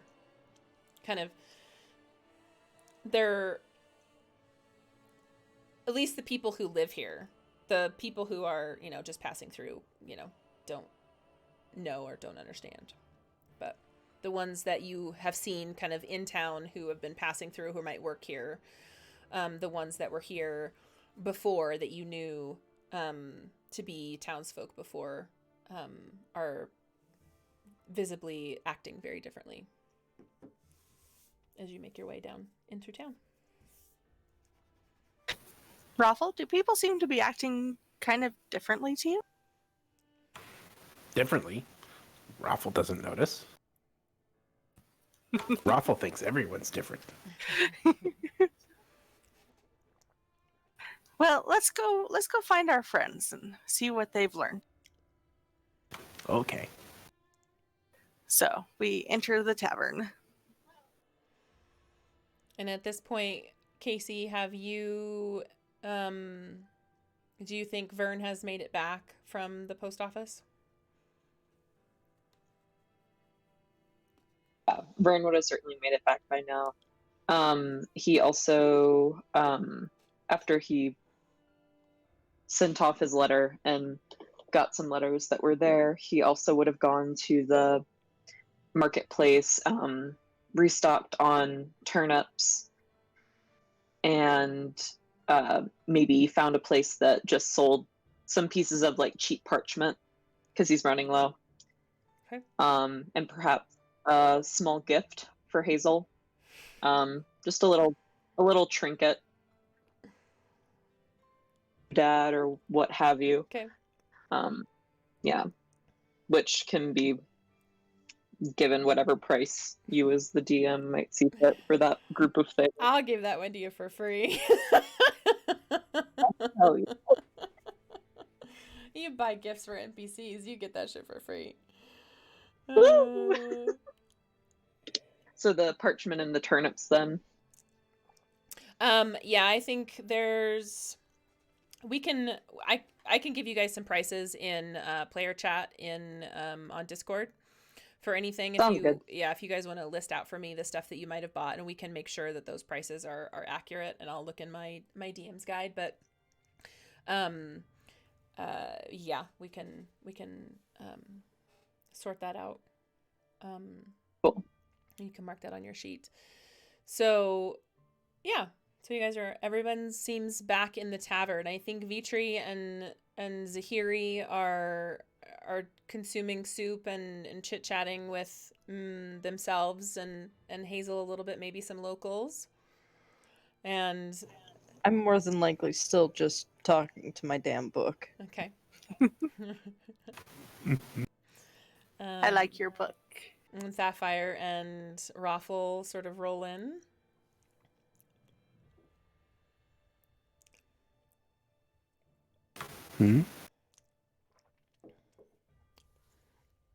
You sort of cut out at the end there.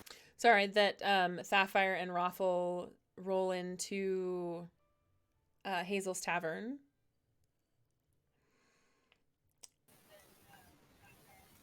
And we come looking for soup. D&D Macy's. Yeah, here, let me maybe I turn my sensitivity down a little bit to help you guys hear beginnings and endings of everything that I'm saying. So yes, you you have found your way back to Hazel's Tavern. And the band's back together. Vern, you have brought you have brought the Hazel gifts. We gotta roleplay this out. Yeah, so Yes, please Vern- do. Vern probably made it back to the tavern a little bit before Raffle and Sapphire did. Mhm. With just this little it's kind of like a brooch, except you wouldn't necessarily like pin it onto your clothes because I realized that isn't like practical for Hazel. Mm-hmm. But just like a little like knickknack that maybe she could put like on the mantelpiece above the fire or whatever. It's got like a few little like inexpensive like shiny marbles basically, set in some sort of like iron. And Vern just kind of like walks up to the bar, and it's like wrapped in just a little piece of paper, and sets it down on the bar, and just sort of says, I just wanted to thank you for your hospitality while we've been in town, and I really do hope to come back and see you again. Oh, me love, you're always welcome in Hazel's Tavern. You know, I do appreciate you cleaning up because, you know, a lot of people do sleep on their mats back there, and I've never been able to get that stain off the floor. How'd you get that stain off the floor? I don't know how you did it, but you did it. It's just something that I learned while I was living here and there. Mainly it's some elbow grease, I suppose. Although you don't lack in that, Hazel. I had plenty of elbow grease, me love, but you know, I just have to say, you're one of my favorite ever patrons that I've ever had. And you've only slept on me floor for, well, maybe what has been like 2 days, 1 day, 5 days. Hazel doesn't know. Hazel doesn't keep track of these things. But I just wanted you to know that Hazel really likes you. And I think most of all, Hazel really likes your singing. Because there's something in poster that we don't get very often, and that's good singing. I get bad singing all the time because me late husband, well, he was a real rag. He liked to sing to me, but he was really bad at it. So I like your good singing, and you could do that for me as much as you want, and you can have all the soup that you like as well. And I really think you're quite sweet. You can stay as long as you want. I know it's going to get cold soon. Everybody leaves Hazel, but you can stay as long as you want. She takes the little package of whatever that you put together, and she opens it, and she sort of looks at it. And you can sort of see her face. Like, you can tell that she's touched by the gift, but she doesn't quite know what to do with it.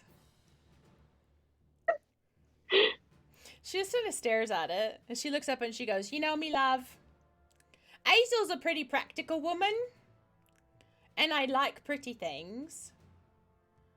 And I think I'm going to go put this up right next to me bar.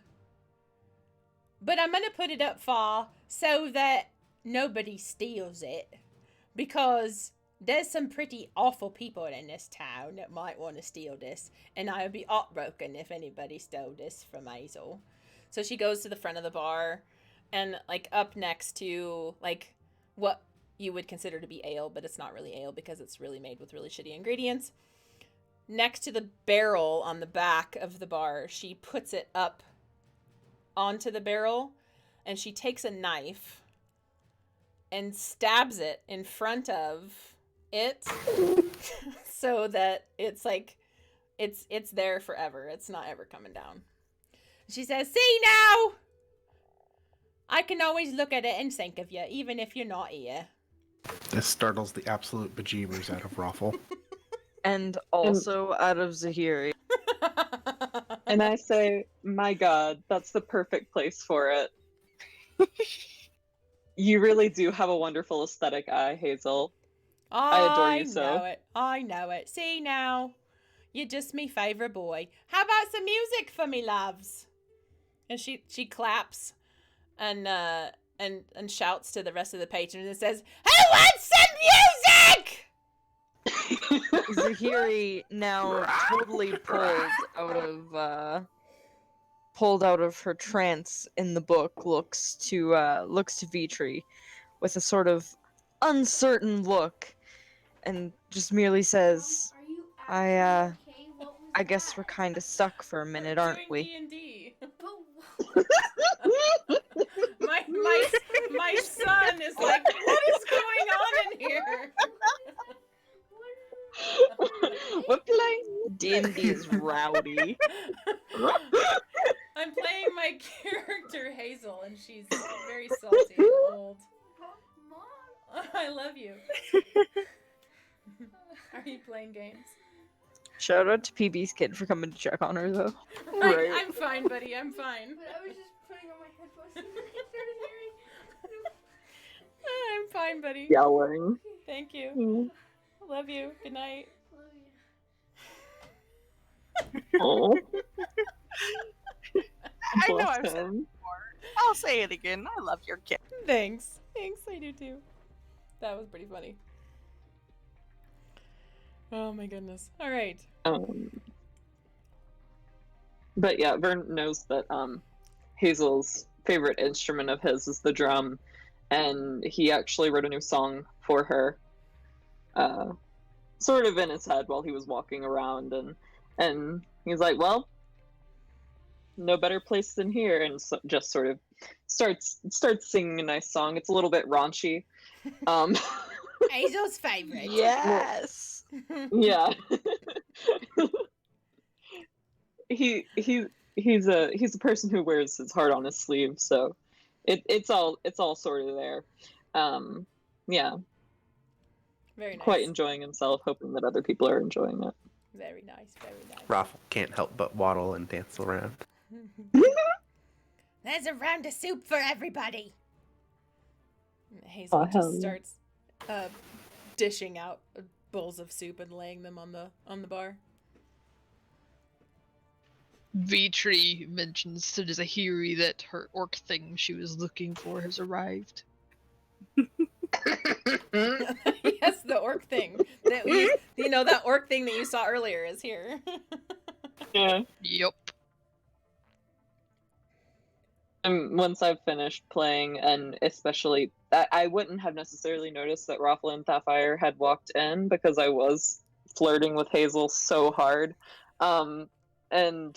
But once I realize that they're there, I do walk over to the rest of the party to chat. Point out, friend. yeah, and I also point out these people that that I recognize that I bumped into earlier, and say that I would like to go say hi to them, and tell them that I'm glad that they made it to the tavern. Okay, would you like us to meet your new friends too? Yeah, I mean, I don't know if we're friends, but I just did want to make sure that they were enjoying themselves. I have So, since yeah, gone back I'll go to over and chat. I have since gone back to whispering to my book in Infernal. I still don't think this is weird. Of course you don't. It's a tongue that I recognize without understanding it. It's something that sort of like tickles a part of my brain that I can't really place. Yeah. And so it's not something that seems out of place for me. Okay. The rest of everybody else.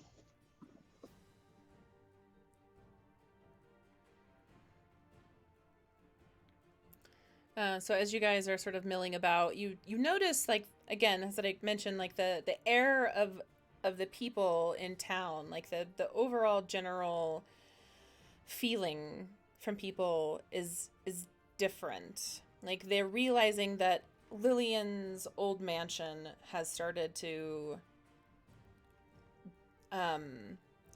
its decay has started to reverse itself, and they're realizing that the rumors have come through town that you guys have reversed the curse, and things are starting to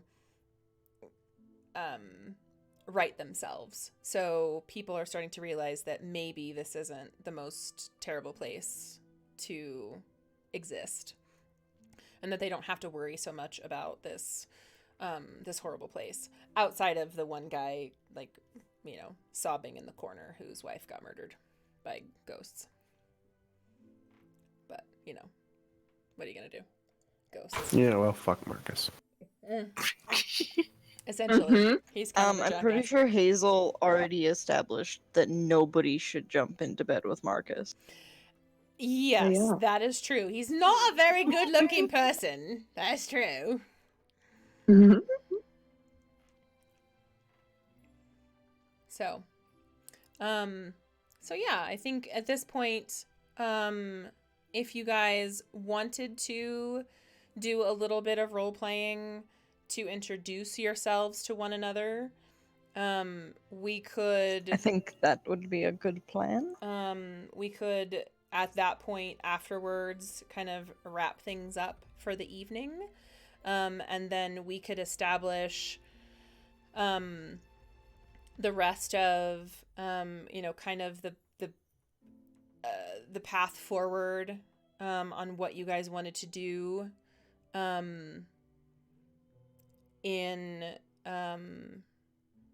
just sort of chatting wise, and sort of figuring out what wanted to be done, because I think that's the big thing, is that the caravans leaving from Poster at this point are numbered, and if by the day cart and horse are getting more expensive, whether you're going to buy them yourselves or you're going to ask someone else to take you, it needs to be decided soon. So yeah, so I'll pop in if need be, but take it away, team. Just to clarify, me and Vitri have moved back to our table in the back corner of the bar. Okay. I assume Vitri is still cautiously standing guard to make sure I don't get into trouble, and I am fairly engrossed in my book, but keeping a watch. So, earlier when, yeah, sorry. No, that's fine. Go ahead.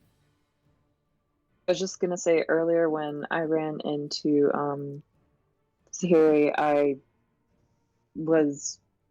I don't think I really like fully noticed Vitri. And so I won't necessarily know to introduce myself to you, but I will be trying to get Zahiri's attention, which I'm sure will be for naught. On the road, Vitri was a solid 10-15 feet behind me, so that's... Well, Vitri will shut her book and reiterate that her orc she was looking for is. Vitri, that was incredibly... Oh! Oh, hello! It's you again. I didn't catch your name. I'm Vern. Oh, very, very nice to meet you, What are you dear. called? My name is Zahiri Pheromane, but you can just call me Zahiri, if you'd like. Okay. Yeah, you can just call me Vern. No last name necessary. Like Moses. Out from behind Vern's leg pops a little bird person. Hello. Ruffle is Ruffle. They're multiplying. Oh, Vitri, really, you mustn't be like this. These are all just new future Careful. friends, new friends. Friends? Thank you. Ruffle likes friends. To eat? Zahiri puts out a cautious hand towards Raffle's head, applying a small head bop. Raffle hops backwards. Oh, I had this feeling that I should, never mind. I'm sorry. Raffle is startled easily. Raffle thought you were going to hit Raffle. Oh, no. No, No, that would be more likely to be my dearest companion and protector, Vitri. And Zahiri sort of does a flaily arm motion in Vitri's general direction. Oh. Okay. We've been traveling for quite some time, and now we've discovered that there isn't very many caravans out of post or left, and we don't have much coin, but surely if there were others, perhaps we could assure safe travel? More travelers also- means more to share the load. Can I do like And a our friend Sapphire is here as well. Sapphire sneaks up behind Raffle and Vern and is a little shy and peeks out from behind and says, "Hello, I'm Sapphire." Oh my. Look, Vitri, there's another one! I know. The tiny gnome person. Another what? Where? What? Another friend, another friend. Oh, yes. Good friends. Mhm. It's nice to meet you. I see you have a book. Book? I don't have a book. I don't know what you're talking about. Zahiri not so elegantly stands up quickly, shoving the book onto her seat and sits upon. Oh, I wouldn't take your book. I promise. I have very good book manners. I don't have a book. I don't know what you're talking about. There's no book. It doesn't talk to me. I don't know. Mead, perhaps. Barmaid, mead for the whole table. I'm not a barmaid. My name's Hazel. If you want something, all you got to say I'm is, sorry, "Hey, Hazel, Hazel. would you like I'm some sorry, Raffle more?" jumps 3 feet can into we- the air when Hazel screams. Can we possibly get a round for the table, dear? A- Please. A round? Whatever it costs. A round of what? What's a round? A round? Like, you want to spin me? Soup. Vern, come Soup over here and- and spin soup and me ale for around. all. I was about to say, I'm gonna saunter over to the bar. Spin your Hazel round, love. Let's dance. Since she asked, like, who am I to say no? And so I do give Hazel a good spin and a dip. Oh, Um, oh my goodness. and You gonna break me back, love? I don't know that I've ever been turned in that sort of direction. Oh my goodness. and then I sort of just ask for drinks. I explained that my friend was asking for drinks. Oh, that kind of round. That was I very gotcha. strange. Oh. Yeah. Hazel understands. Sorry, this year, ever since that accident that we had with the fireworks last year, it's never quite heard the same again. I'll go get you some drinks, Larry. That's no problem. Hazel goes into the back and like gets a whole handful of mugs and fills them all up with, again, what could mostly considered to be ale. Alcoholic Liquid that gets you drunk, and brings them over and slams them down onto the table and says, probably Mag, slams them down onto the table and says, "Well, this one's on the house, mostly because Vern is a really good dancer." Can I say, Hazel, this really is the best drink that I ever have had the pleasure to have. Hazel says, "You know, I take that to mean that you probably haven't had a whole lot of drinks." So You're right. So You're upon not wrong. upon slamming the drinks on the table, Hazel scared the ever-loving bejeebus out of Zahari, who had since started listening to the whispers of her book again. And she fell out of her bar stool, sprawling again, not so elegantly, about 2 feet behind the. Hazel sort of steps back and like peers down on the floor, and her goes, there's not much down there on the floor other than, dirt and probably some vomit that I don't know that I've really swept up since last week. But, if you're looking for something specific, I could probably help, love, but the most of the entertaining stuff is going to happen above a table. What's the matter with you? You, if you weren't so charming, I would be disappointed in your lack of subtlety. Oh, lovies, I don't Zahiri? have any subtleties at all. I lost all my subtleties when my husband passed away a few years ago. When you're very lonely as a woman, you don't have many subtleties anymore. Sometimes you just have to put yourself out there, especially when you look like I do. And Hazel sort of like moves back behind the bar again and starts like dancing herself around as Vern sort of danced her around, but she's all by herself. As Hazel makes her way to the bar, Zahiri stands herself up and kind of brushes herself off after falling, and then scrambles back to her stool upon noticing that her book has been left, discoverable for far too long. Oh dear.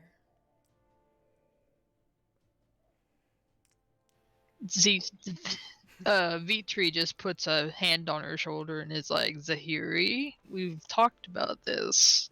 Calm. But how can I be? But they're. You're the one that wanted friends. It's not me who wants them. What do we want? I mean, yes, it is. What? I would love some friends. Fried or poached? Mm. I laugh. Think that I've made a very funny joke.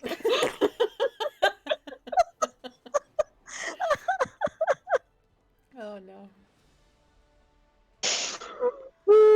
Sapphire just sort of stands next to Raffle and sips her drunkwid and just blinks. Drunkwid. That's such a good way to describe what this is. So, upon taking some steadying breaths, Zahiri kind of shakes off the panic and returns to her bubbly sort of personality. So, my darlings, where is your destination, and do you perchance have room for 2 more? I promise we won't be much of a bother. We're very helpful, and I'm well versed in some medicine should we ever come across combat. Raffle is just waiting. Raffle goes with everyone else. Are you able to? Are you waiting on repairs still, Raffle? Oh, yes. Okay. Raffle doesn't talk a lot. I know that the amount of caravans leaving Poster is dwindling day by day. Yeah. I believe that maybe we were planning on going perhaps in the morning. Let's Oh. see. The time of day is evening, yes? So at this point, you guys would be kind of like going into the like later afternoon into the evening. Yes. Okay. Yeah, so perhaps in the morning. So as you guys are talking about, caravans and everything else, you there's a gentleman that sort of like pipes in and kind of slips over to your table and says, "So I hear that you need a caravan. Huh? And he's kind of Depends. dressed in a mostly nice looking garb, but it looks like it's maybe a couple days beyond a good washing. And he looks like he's also a couple days beyond a good washing. And he says, there's a few better deals than what's being offered where you'd normally go. My friends and I have some carts and horses for sale at a discount if you meet us just outside of town on the south side, out of the most southern gate, about a mile, just to the it is sketchy as fuck, just to the southern part of town. And I promise it's totally safe. My friend and I, we used to be town guards. Hey Hazel, tell him we used to be town guards. Oh, that's Carl. He did used to be a town guard. He got fired though. Hey Carl, you want to tell him why he got fired? And he rolls his eyes and he looks at Hazel and says, well, I got fired because I stole carts from town. And Hazel says, I was about to guess that. to be honest, town's got a lot of extra carts though, don't they, Carl? And Carl looks at Hazel and says, you're sure right they do. Carl looks at you guys and says, I know it sounds like you don't want to buy a stolen cart. But in all honesty, what they're charging for carts is robbery. It's just robbery. So, Hazel, just ask Hazel. I'm good people. I promise. I'm just trying to get my family through the winter. If you come and see me just outside of town, just outside of town's gate on the south side, I can get you a cart for much cheaper. I don't have any horses, but I do have carts. So maybe, just keep it in mind. Can I propose something? Are you proposing this to Carl or are you proposing it to the party? To the party. Okay. And so Carl wanders off back to the bar where Hazel is. Okay. So I would like to propose without full disclosure I don't trust that him. I also don't trust him. Well, Carl's But pretty however, sketchy. the book does. So I also don't I trust would your like- book. yeah, you really shouldn't. But here's the thing: I would like to propose doing like a persuasion for the party to persuade them to go with Carl's idea because my book told me so. You want to try and persuade the whole party. Yes, ma'am, I do. Well, I'm Okay. already on board. Okay. Except Vern. Vern's I- on I board, think even though I'm Yeah, crazy. Like Vern's just on board with. Okay. I mean, as soon as Carl said that he stole the carts, I was down. Same, really. So Raffle goes where Burn goes. honestly, who's not? I mean, you could say, I think we should go with Carl, and then see who doesn't want That's true. to do that. And Sapphire doesn't want to rock the boat or the cart or anything. Or Carl. Don't rock the Carl. Maybe I want to rock the Carl. I mean, Nobody he's a asked decent guy. this. He's just trying to get money for his family. I mean, I'm And if he saying. cheats us, we can always stab him. right? Exactly. Sapphire just wants to stick with the party as long as it gets her closer to her book. Mm-hmm. Sapphire's trying to get her little know me hands on my book. Not your book. The book that the librarian sent me for. Just books in general. Well, but So- I don't take other people's books. So yes, if it sounds like everybody in the party is already mostly okay with going with Carl, it sounds like the only person you need to persuade is Vitri. What else is new? Mm-hmm. This is going to be a common check. So yes, This if you is want to going roll, be a very common if check. you want to roll a d20 plus 4 for persuasion with Vitri and see how well you're able to say, "Hey, I think this is something we should do. Oh heck, that was bad. So checks against persuasion, I believe. Um.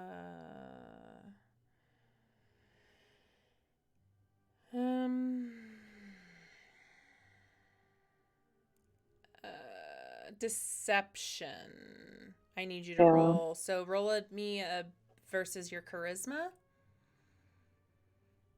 Vitri. Or whatever. Wait, what now? So I need you to roll a deception check. So she's trying to persuade you. Or let's see, persuasion. Or maybe insight? I would say probably insight. Yeah.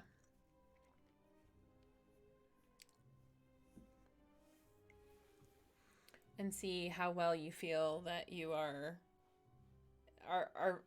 you're into her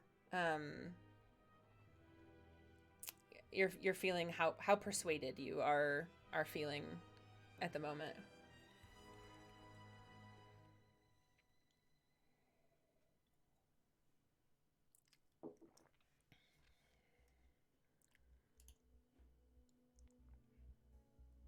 All right, you feel particularly persuaded at this moment. I win. Well, he usually grudgingly goes along most cases anyway. So you feel like in this moment you're hearing everybody around you say, I think though a stolen cart doesn't sound like a particularly great idea, but at the same time, I don't necessarily want to pay full price or just like Hazel says Carl's good people. So, who am I to judge? So given that you guys maybe have a plan for getting a cart, there's other people that you could speak to in town that are if you guys decide to take the initiative to do this caravan on your own, you could also potentially contract with someone or hire a guide, and we can sort of reason this out in our player chat on Discord as well.